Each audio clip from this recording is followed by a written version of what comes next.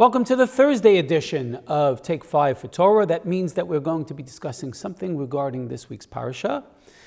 And this parsha is Parshas Naso. And there is an element of this parsha that I would like to actually connect a little to the Haftorah, which means that this is going to connect to tomorrow. It's a long message, so it's going to be really in two parts. Because we have the reference to the Nazir in this week's parasha.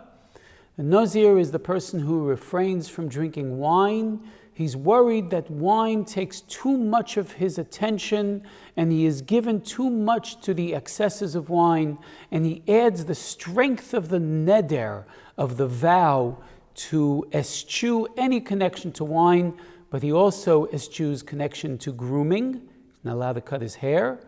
And he can have no connection to death defilement during this time.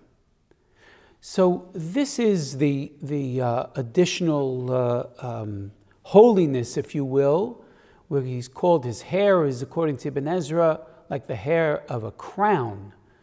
Because according to Ibn Ezra, the word Nazir is the same source as the word Nazer. According to Ibn Ezra, the nun is part of the shoresh, it's part of the Hebrew root. And his long hair is like a crown on his head because he is in control. He needed the extra assistance of the power of the neder, the power of the vow, but it worked for him.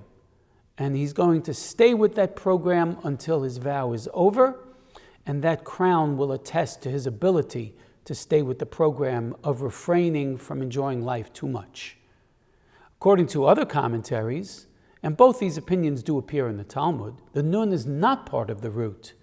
The root is the word zor, to be estranged. This person wants to estrange himself from permitted pleasures. And the nazir is lahazir, to separate himself. And he is called holy for that separation, but be careful, because after this separation, you're going to go back to real life. And that real life might be a little shocking at times. So it's a balance. Maybe it depends on why this person is becoming a Nazir. The Rambam in Hilchos Deos, early on in the Mishnah Torah, is very famous for speaking very much against the actions of the Nazir. God prohibits enough things for us. We don't have to take upon more prohibitions. And that's what the Rambam basically writes in Hilchos Deos, with his general approach towards the Jewish persona that is largely taken from Pirkei Avot.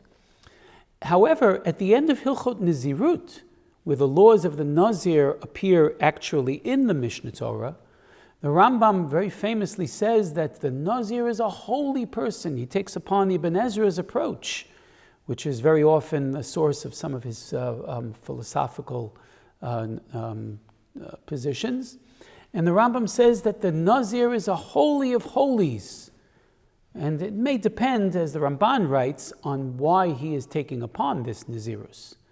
So we have our different positions here, and the Nazir is in full control, but the Torah wants him to go back. It doesn't say v'achar yishteh ha'ish yayin. Then that man, or v'achar yishteh tishteh ha'isha yayin, then the woman, after the Nazirut period is over, can go back to the real world. But it's achar yishteh ha-nazir yayin. We want the Nazir fully understanding why he left the community, so to say, to take upon these extra prohibitions. Right? He's leaving the community. He can't go to a funeral of a friend. He can't go even to a family member's funeral until his Nazirus is over.